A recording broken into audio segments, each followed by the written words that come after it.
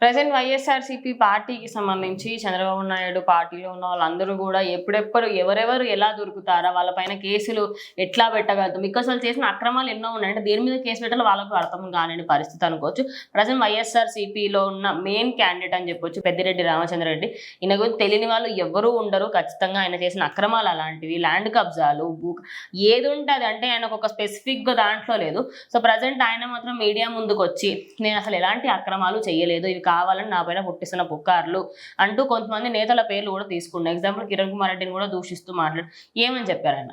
So ఖచ్చితంగా తెలుగు ప్రజలకి అడవి రాముడు అంటే ఎన్టీ రామారావు గారు, తర్వాత తరంలో ప్రభాస్ గారు చేశారు ఆ సినిమాని. కానీ అడవి దొంగ అంటే మాత్రం పెద్దిరెడ్డి రామచంద్రారెడ్డి గారు అని చెప్పాలి ఖచ్చితంగా. ఎందుకంటే ఒక డ్రోన్ షాట్ చూస్తే అడవిని మొత్తం కూడా తినేస్తున్నారు అనమాట. మనం సినిమాల్లో కేజీఎఫ్ లాంటి సినిమాల్లో చూస్తూ ఉంటాం, మైనింగ్లు కానీ అది ఇదంతా కూడా చెట్లను కొట్టేయడం కానీ ఇదంతా కూడా సినిమాల్లో చూస్తాం. బట్ రియల్ లైఫ్లో అదే జరుగుతుంది. అది మరి జగన్ గారి 5 ఏళ్ల హయాంలో అసలు ఎవరికి తెలియకుండా దానిపైన అంతకుముందు ఎవరు ఇన్స్పెక్షన్ చేయాల.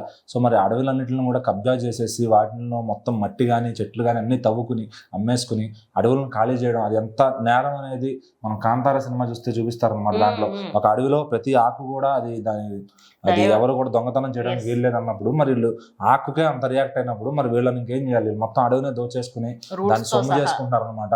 సో మరి కింద వచ్చే మట్టిని కూడా అమ్ముకుని తవ్వుకుని కొండలుంటే కొండలు కరిగించి అక్కడ ఖాళీ ఉంటే ప్యాలెస్లు కట్టుకుని కబ్జాలు చేయడం ఈ జగన్ రెడ్డి అండ్ గ్యాంగ్ కి ఇదే పని అనమాట.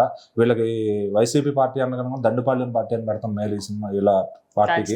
ఖచ్చితంగా A1 జగన్ రెడ్డి గారు అయితే వీళ్ళంతా కూడా A11 కాదు, వీళ్ళ మొత్తం 151 A151 దాకా ఉన్నారు వీళ్ళ ఎమ్మెల్యేలు అందరూ కూడా. సో ఎవరో ఒక 5-6 మాత్రం కొంచెం మంచివాళ్ళు మంచి చేసేవాళ్ళు ఉన్నారు. సో ఇంకా వాళ్ళకి కూడా మంచితనానికి రోజులు లేవు కాబట్టి వాళ్ళని కూడా పైకి తీసుకురారనమాట. సో ఎక్కువ మంది చెడు చేసేవాళ్ళు ఉన్నారనమాట. మరి వాళ్ళ వల్ల జగన్ గారికి కూడా చెడ్డ పేరే. సో మరి జగన్ గారే 10 రూపాయలు తిన్నప్పుడు వీళ్ళు ఒక 9 రూపాయలు 8 రూపాయలు తినడంలో తప్పు లేదనుకుంటున్నారో ఏమో కానీ. సో ప్రజల సొమ్ముని ఎలా దోచుకుని తింటున్నారంటే పందికొక్కులు అనొచ్చు. ఇంకా సింపుల్ గా చెప్పాలంటే ఒక గుంపు ఆఫ్ పందికొక్కులకి ఇంత బియ్యం పడేస్తే ఎట్లా ఏరేరు తింటాయో అదే విధంగా వీళ్ళందరూ రాష్ట్ర సొమ్ముని ఈ అడవుల్ని ఖజానాలని దోచుకుని తిన్నారనమాట. సో ప్రజెంట్ ఇప్పుడు ఈ ప్రభుత్వం అన్ని కూడా బయట పెడుతుంది.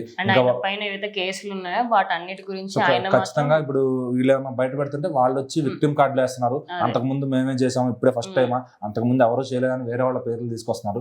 మీరు చేసిన దానికి చెప్పండి, అది చెప్పిన తర్వాత ఇంకొకటి పేరు చెప్పండి. మీరు ముందు శిక్ష అనుభవించి మీరు అనుభవించిన దానికి తర్వాత ఇంకో ప్రెస్ మీట్ పెట్టినా మళ్ళీ మీకు ఆ క్రేజ్ తగ్గదు కాబట్టి వచ్చి ఆడేసాడు ఈడేసాడు అని చెప్పుకోండి. అది